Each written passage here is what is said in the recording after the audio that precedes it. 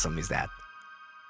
Everyone, this is Louie here with some positive leftist news involving some progress in the Red Hill water contamination. Boycotting Disney, which I generally don't like, so that's a positive for me. And this just in, Jamaica is kicking out the crown and demanding reparations. When we say all power to the people, we really mean all power. So let's take a look. After decades of leaking jet fuel into Oahu's drinking water, the Red Hill Navy facility will be permanently shut down. This is a major win for water protectors and allies who have been protesting the existence of the site for decades. Housed in the illegally occupied nation of Hawaii, Red Hill served as a staging ground for US imperialism in Asia. Honolulu Board of Water Supply Chief Engineer Ernie Lau, who has long been fighting to close the site, is optimistic following the military's announcement. "We cannot let our guard down, and we need to continue to protect our precious wai," he said, using the Hawaiian word for fresh water. Big shout out to friend of the show and native Hawaiian activist, streamer, and indie game developer, Silver Spook, for continuously sounding the alarm about the atrocities being committed by the Navy at Red Hill. We must fight for land back everywhere, and to stop the US war machine.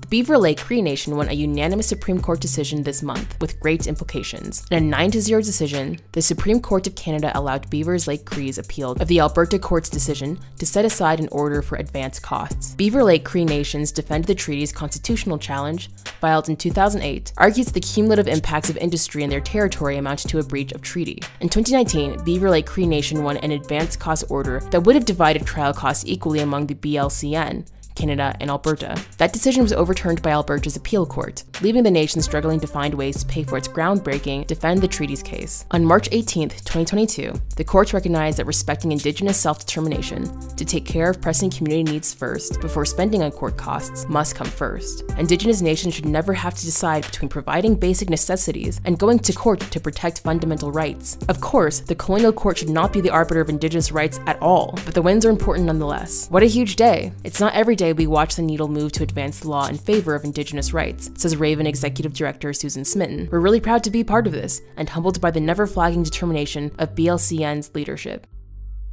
Prince William and Kate received a welcome truly fit for royals as they touched down in Jamaica this month. Protesters in front of the British High Commission in Kingston wore t-shirts with a pair of shackled black wrists surrounded by the phrases, "Say you're sorry," and "apologize now." Protests followed demands from dozens of prominent leaders in Jamaica that Britain apologize to the former colony and provide reparations. They also decried the week-long Central American and Caribbean tour that the Duke and Duchess of Cambridge embarked on, which coincided with Jamaica's 60th independence anniversary. One post read, "Kings, queens, and princes belong in fairy tales, not in Jamaica." I am loving this, yes. Mitsiki Thame, a senior lecturer at the University of the West Indies, noted that Jamaicans have been seeking reparations for decades. "This is not a new cause," she said. "The question is whether it will get any traction, whether the British are ready to contend with their history." Sources within the Prime Minister's office have said that Jamaica will begin the process of removing the Queen as the head of state as soon as William and Kate get their sorry asses out of there. Bye! You heard of Striketober? Well, welcome to Union March. Not quite as strong, but we've seen a landslide wave of unionization across the US this month. Between the strike wave, the Great Resignation, and now the Great Unionization, labor is getting organized and going on the offensive. Here are some of the highlights. Art Institute of Chicago workers vote 142 to 44 to unionize. Starbucks workers in Mesa, Arizona vote 25 to 3 to unionize. REI workers in Manhattan vote 88 to 14 to unionize. And New York Times tech workers vote 408 to 88 to unionize. With about 80% of ballots in favor, the Tech Times Guild is one of the largest of its kind in the US. A win means the union, representing 600 software engineers, product managers, designers, data analysts, and other workers, can begin negotiations for a contract with management. We're just elated and really soaking in what this means, not only for us as tech workers at the Times, but also for the tech industry as a whole, said Nadli Samadzadeh, a senior software engineer. "I think this is going to be the start of a wave of organizing in the tech industry. About time, the union will be negotiating for better pay, diversity, and equality." The good news doesn't stop there. 3 more Starbucks locations in Buffalo have unionized this month, bringing the total to 6 across the country, with countless others organizing their own drives. About 130 stores across 24 states have petitioned for votes. The successful locations have joined Workers United, a union affiliated with the Service Employees International Union. Union organizers say they are seeking better training, better staffing, and better pay that will increase over time, as well as more respect from management. And by an overwhelming majority vote of 86%, workers of the REI Co-op in Manhattan, New York have voted to join the Retail, Wholesale, and Department Store Union. REI is an outdoor sports equipment cooperative with stores across the US. Despite enduring a union-busting campaign that included captive audience meetings, a halt on promotional opportunities, and even a 25-minute union-busting podcast, workers have stood together to make REI Soho the first unionized location in the country. Claire Change, member of the REI Soho organizing committee, said, "I am proud to be here in this moment with my coworkers at REI Soho as a part of the new wave of unionization efforts that is sweeping the nation. As members of the RWDSU, we know we will be able to harness our collective strength to advocate for a more equitable, safe, and enriching work environment. A union is necessary for many of us to achieve more stability and security in our lives, which could allow for us to explore and play more outside of work. Congrats to the organizers who made this possible." Thousands of Haitian garment workers, mainly women, took to the streets last month, demanding that the government raise their minimum wage to 1,500 gourds, about $14 for a 9-hour day. They currently make 500 gourds, about $4.80 a day. These low wages and a bourgeoisie more than willing to intensely exploit workers are what has drawn big companies like Old Navy, H&M, and Zara to hire Haitian companies in duty-free assembly zones, which let them produce clothes cheaply with high profits. To give some perspective, a minimum wage worker in the United States makes 50% more in an hour than a Haitian worker makes in a day. In response, garment workers staged 1 to 3 day walkouts at subcontracting factories across the country. On February 21st, the interim Prime Minister, Ariel Henry, responded by committing to raise the minimum wage by 40%. But this would mean garment workers would be up to only $7.50 per 9-hour day, which is not enough to keep up with Haiti's high inflation. Determined to secure better, the workers have stayed in the streets despite violent attacks from police. Solidarity with this powerful movement, the Workers United will never be defeated. Over 60 Amazon workers in several states have staged walkouts this month to demand $3 an hour raises and the reinstatement of 20-minute rest breaks. Amazonians United workers from the 2 factories in New York City and one in Maryland showed what solidarity looks like. They chanted, "Better pay, longer breaks," and Amazonians United will never be defeated. We shut down the belt, did some chants, wrote on the internal messaging board, and were greeted by a crowd of DBK1 workers and solidarity supporters outside, said Ellie Pfeiffer, a warehouse associate in Long Island City. They called in all the managers early to cover us. Striking workers say their wages of roughly $15.75 to $17.25 an hour are not enough to survive with this year's rapidly inflated prices. Last year, Amazon also cut breaks from 20 to 15 minutes, ending what they call a COVID-era perk. That's so evil. The multi-warehouse strike follows a petition drive in December, organized by the same group of workers, known as Amazonians United, an independent work-led group, which has a presence in at least 9 Amazon warehouses nationally. The petition includes a similar set of demands, and the strike is an escalation of the petition. The strike coincides with a surge in organizing in Amazon warehouses around the country. In Bessemer, Alabama, Amazon warehouse workers at BHM1 are currently voting in a mail-in ballot re-election on whether to unionize. In Staten Island, Amazon warehouse workers, the city's largest warehouse, will vote in person on whether to unionize later this month. Bezos, we're coming for you. Workers have nothing to lose but their chains and a world to win.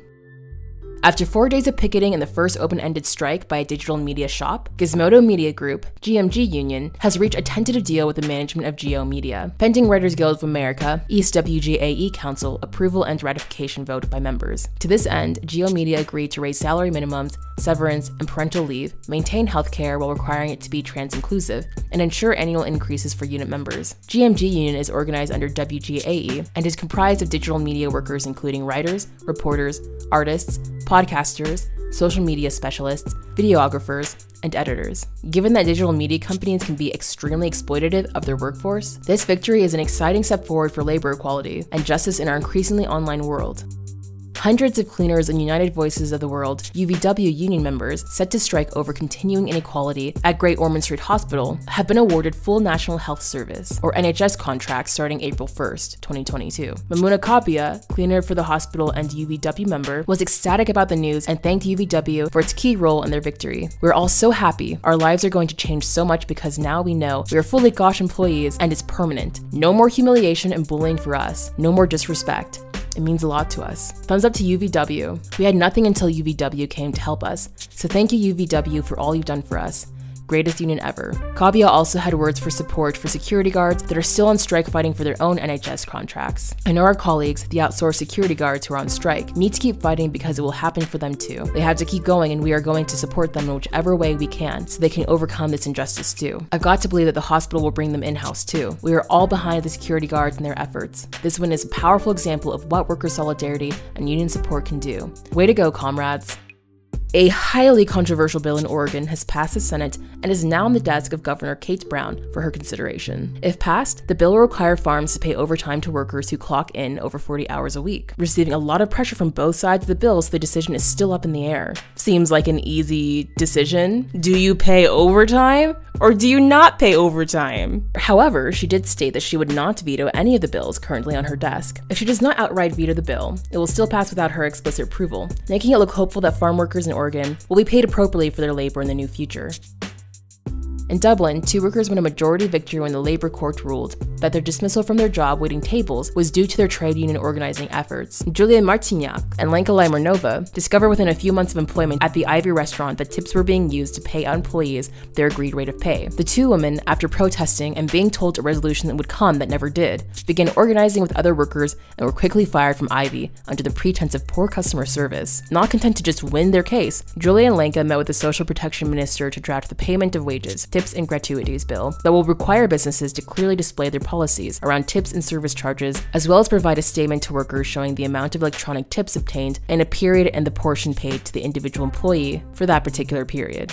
The bill is making its way to the Erectus, so let's all keep our fingers crossed for our Irish comrades that it passes.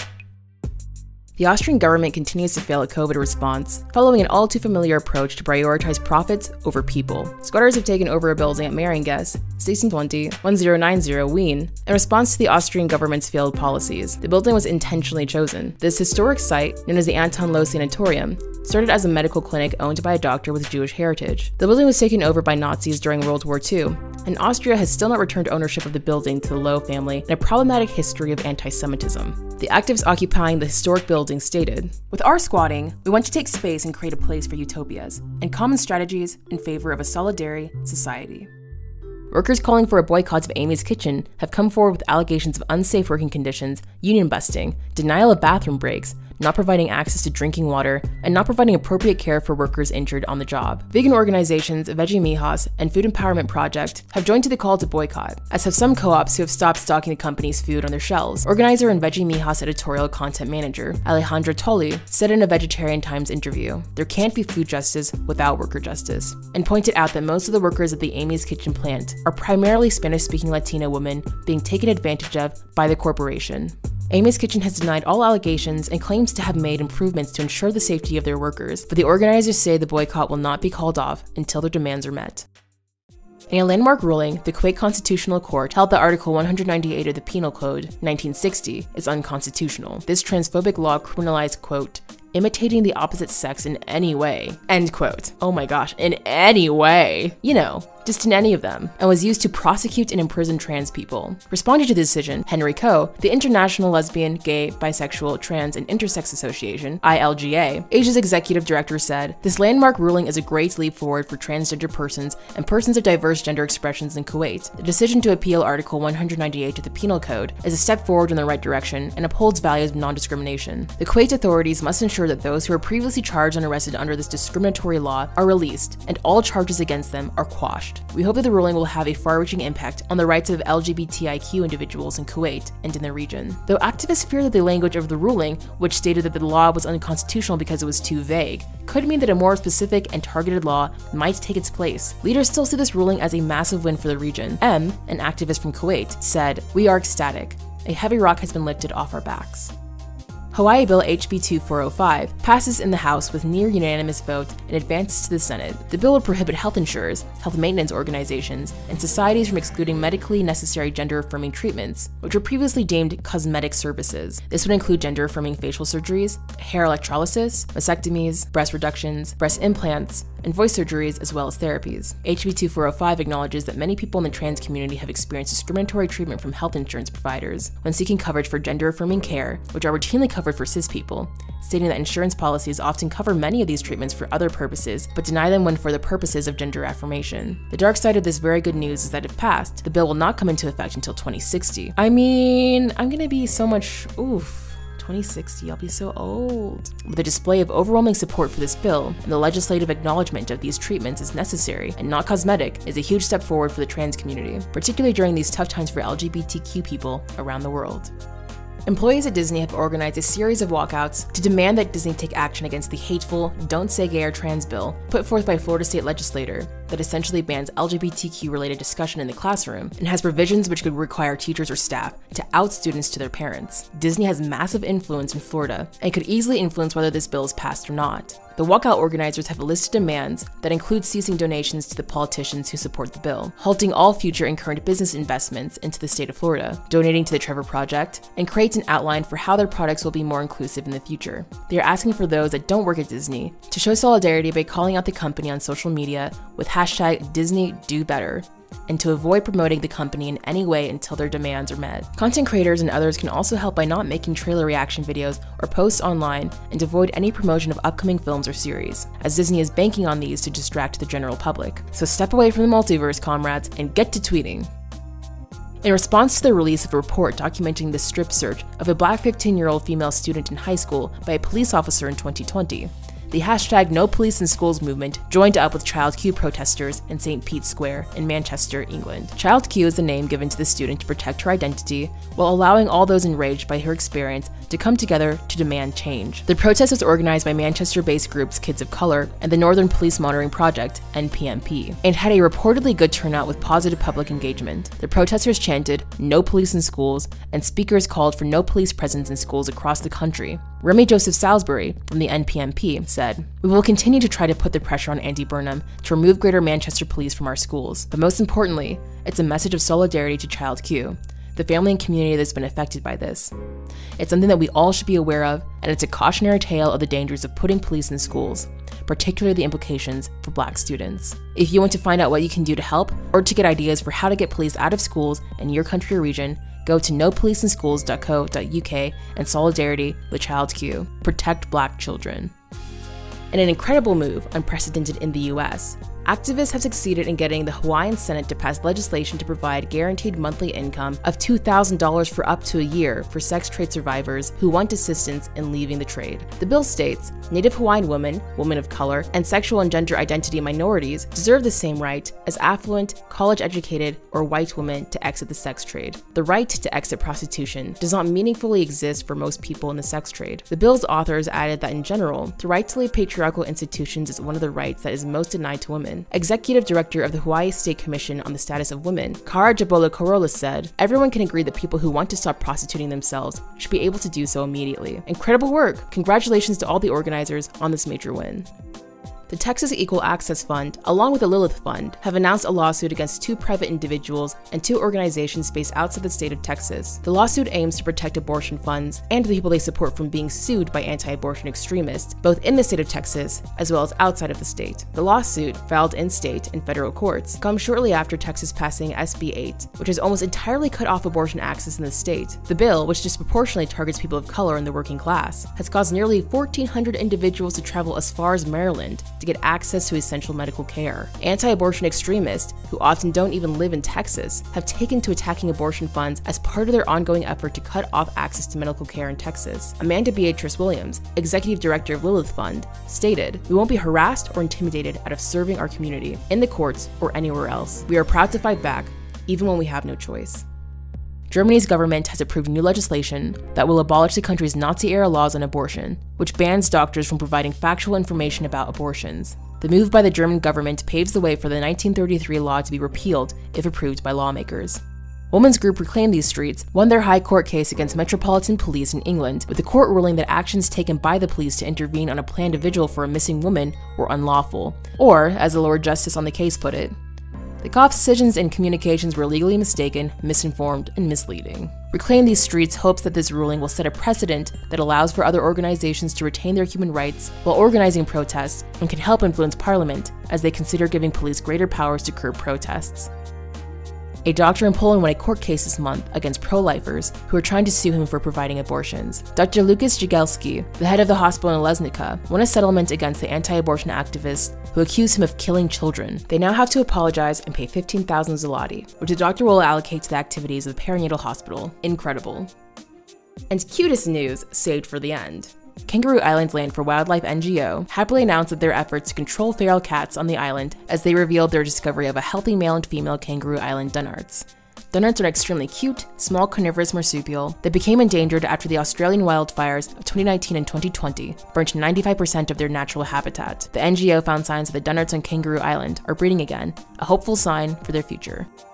Comrades, if you have good news from the current month, please send your stories to totalliberationpodcast@gmail.com. Thank you to Javi for the positive news jams. Thank you to Halcyon for the positive news background. Thank you to Mexi, Nick, Ash, and Sebastian for script writing help. And thank you to JC for editing this video. We're looking to expand our team and our output, so if you'd like to support us, please go to patreon.com/positiveleftisnews, or you can give us a one-time tip or donation. The link is in the description box below. We like to have those good news. Yeah, come on. Sometimes